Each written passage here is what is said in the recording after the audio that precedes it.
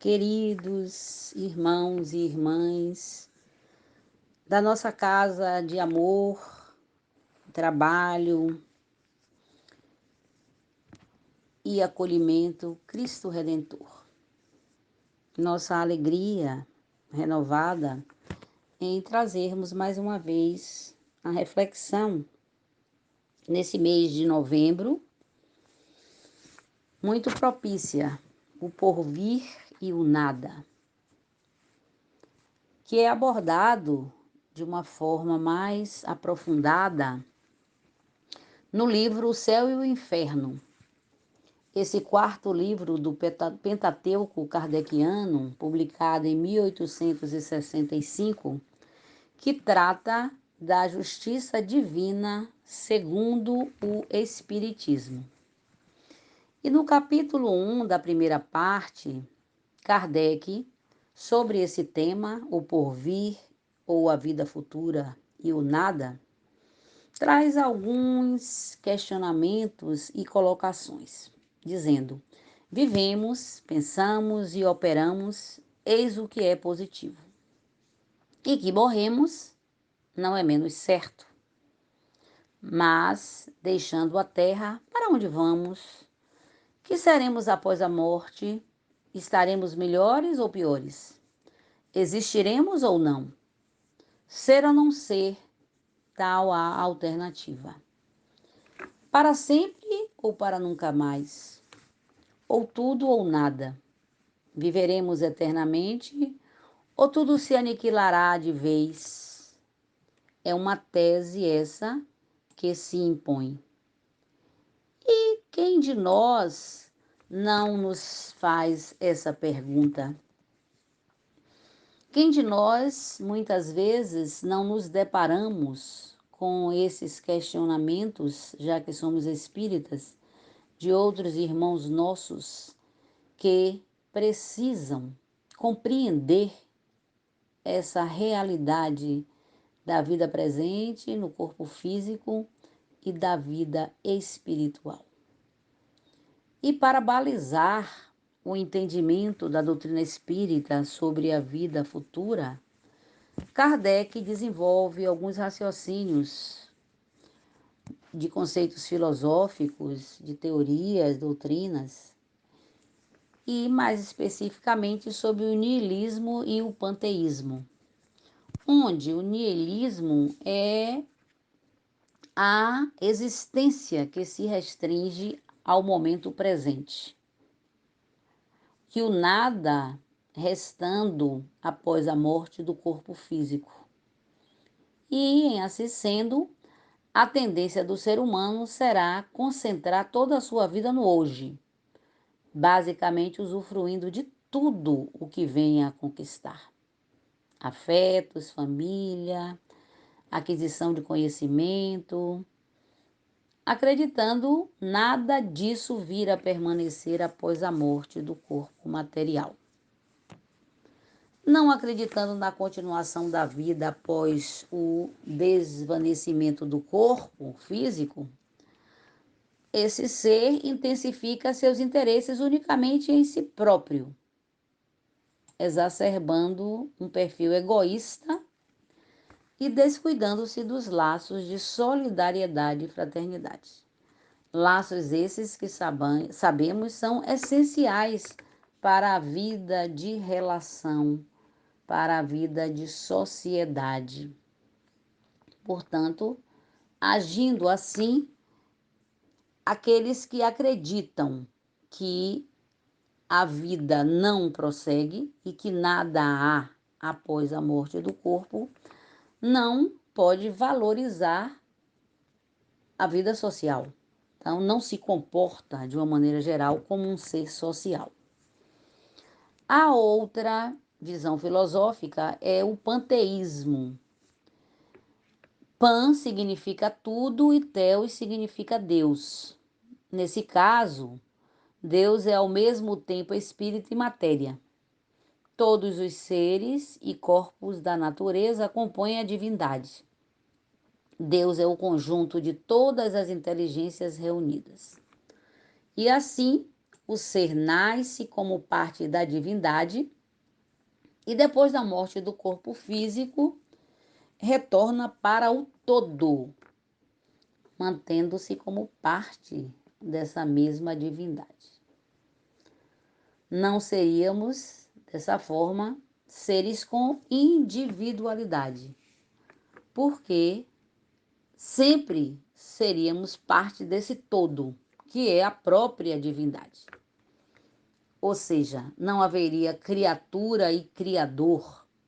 O próprio Deus estaria envolto nessa massa e todos fazem parte dela.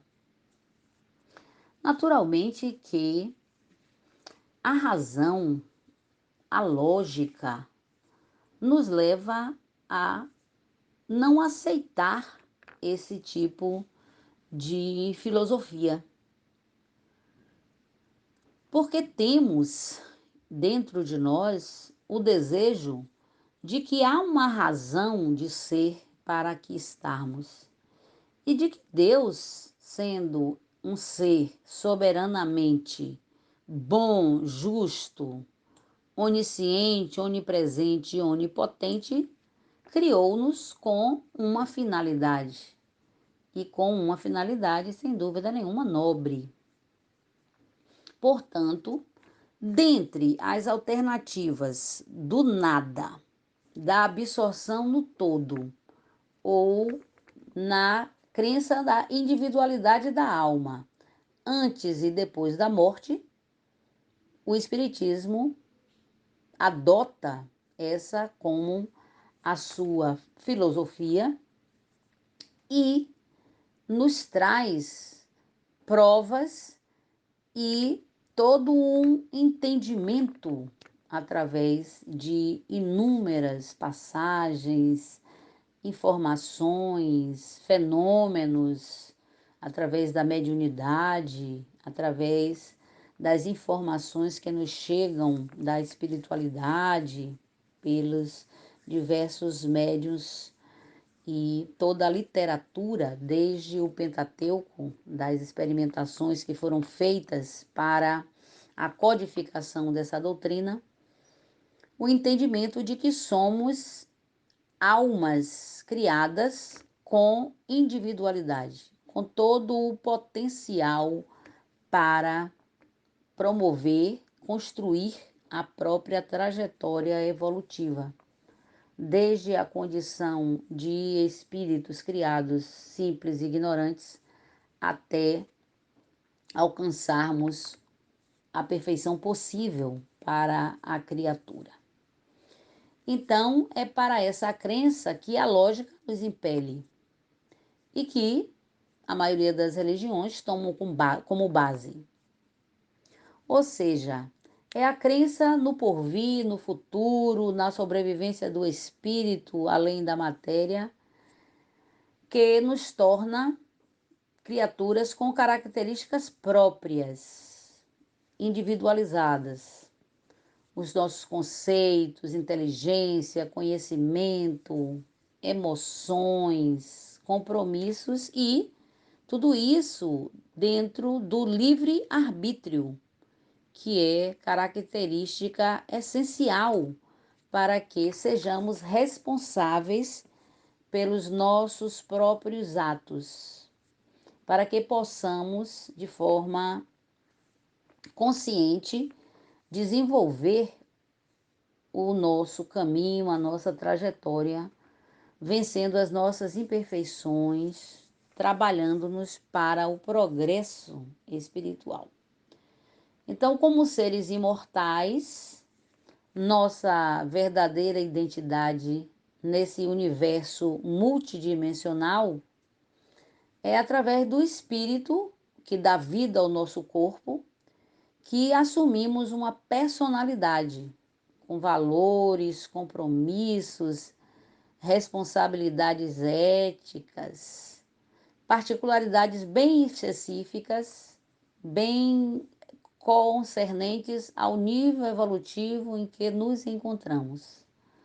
E até, muitas vezes, algumas características físicas que nos identificam junto a outros espíritos que também vivenciam as experiências com compromissos e responsabilidades que dizem respeito ao processo evolutivo de cada um. Portanto, a misericórdia do Pai proporciona-nos, em novas experiências no corpo, inúmeras oportunidades, tantas quantas sejam necessárias para que despertemos e encontremos o caminho da porta estreita. Essa porta que, segundo o Evangelho, nos leva à salvação. Pelos testes, pelas provas, pelas expiações, que exige de nós a determinação para cumprir a jornada de forma plena e abençoada.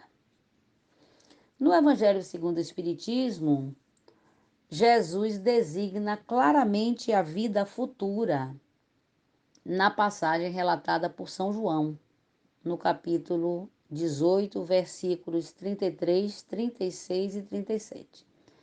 Quando Pilatos pergunta ao mestre: "Sois o rei dos judeus?" E ele responde: "Vós o dissestes. Eu sou rei, mas o meu reino não é deste mundo. Eu não nasci e nem vim a este mundo senão para testemunhar a verdade. Qualquer que pertença à verdade, escuta a minha voz." Porque Jesus, naquela época, não podia tratar de forma mais ampla os ensinamentos devido à incapacidade de compreensão do povo do que ele trazia como a boa nova, como conhecimentos que iam além do que eles estavam acostumados a ter acesso. Portanto, ele deixou que o Espiritismo viesse completar os seus ensinamentos, no momento em que a humanidade estaria mais amadurecida para compreender essas verdades. E nós sabemos, pensando de forma bem racional, que sem a crença na vida futura, a maior parte dos preceitos de moral não faria sentido e não teria razão de ser. Ou seja, a crença no porvir é o ponto central dos ensinamentos de Jesus.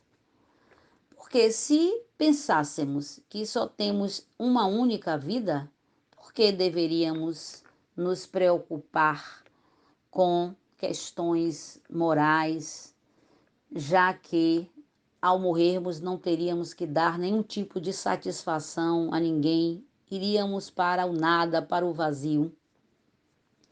Então, só o dogma da crença na vida futura pode justificar as anomalias da vida terrestre e explicar a justiça de Deus.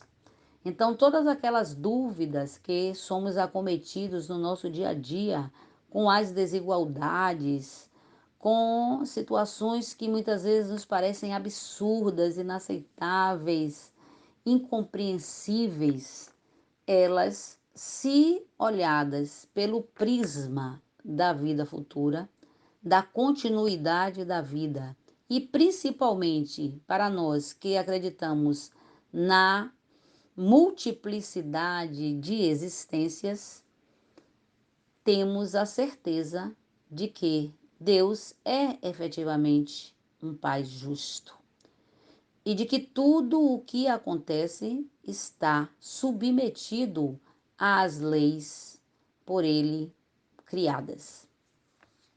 Então Jesus, ele espera que todos nós tenhamos essa postura cristã e, naturalmente, que construamos a nossa trajetória com a percepção de que o futuro de cada um depende das ações que são engendradas no presente. E de que cada vida é uma oportunidade que recebemos para darmos novos passos rumo ao nosso crescimento espiritual. Então, muitos ainda têm uma vaga imprecisa, incompleta e até às vezes com muitos pontos falsos sobre a vida futura.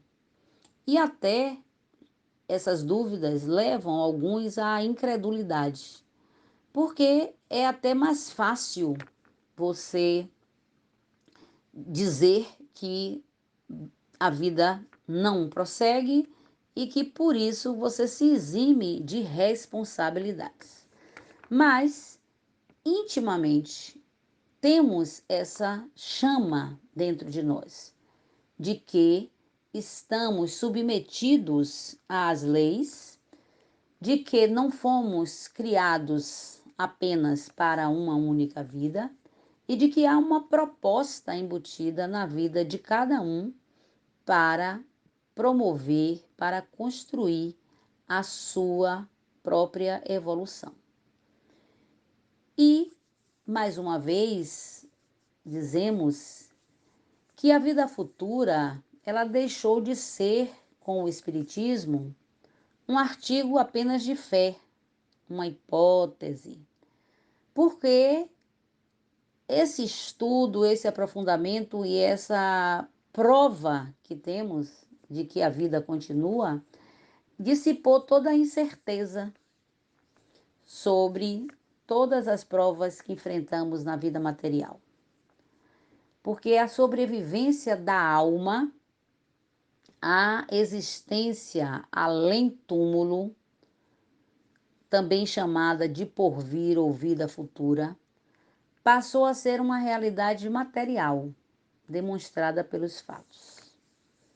Então, a descrição dos espíritos das condições de existência feliz ou infeliz após a morte, elas são racionais e explicam a justiça divina. Então, meus amigos, é muito importante, inclusive, para trazer um alento aos nossos corações, porque diante das perdas dos nossos entes queridos, temos que desejar até que algo diferente haja, de que haja essa continuidade. Porque seria muito cruel imaginar que tudo o que vivenciamos, que tudo o que construímos junto a esses seres queridos simplesmente se esvai. Então, não é apenas a lógica, é a questão também da emoção, do sentimento que precisamos ter esse alento dentro de nós, de que a perda é apenas momentânea, de que é o corpo físico que se esvai, mas que o espírito permanece e que teremos ainda as oportunidades de reencontros em diversas circunstâncias nesse processo evolutivo que as leis divinas nos oferecem. Para concluir, nós vamos ler uma frase de Emmanuel que diz: toda vida futura depende inevitavelmente da vida presente, como toda colheita próxima se deriva da sementeira atual. Essa frase está no livro Ideal Espírita. Portanto, é a oportunidade que temos agora de fazermos o nosso plantio. É o presente que nos oferece essa chance de plantarmos o melhor, de selecionarmos as sementes para que os frutos que daí advenham sejam bons frutos, já que teremos que assumir as consequências dessa semeadura. Que Jesus, o nosso Mestre amorável, nos abençoe. Emmanuel também nos diz que a alegria do bem praticado é o alicerce do céu, ou seja, a caridade é mais uma vez colocada como um grande instrumento para a promoção da nossa paz, da nossa felicidade e a demonstração do amor que o Mestre nos convidou a exercitar. Fiquem todos com Deus e elevemos o pensamento a Ele, agradecendo por tudo e por todas as oportunidades de vidas sucessivas que Ele nos ofereceu, nos oferece e nos oferecerá para alcançarmos a meta, a perfeição. Muita paz e um grande abraço para todos. Assim seja.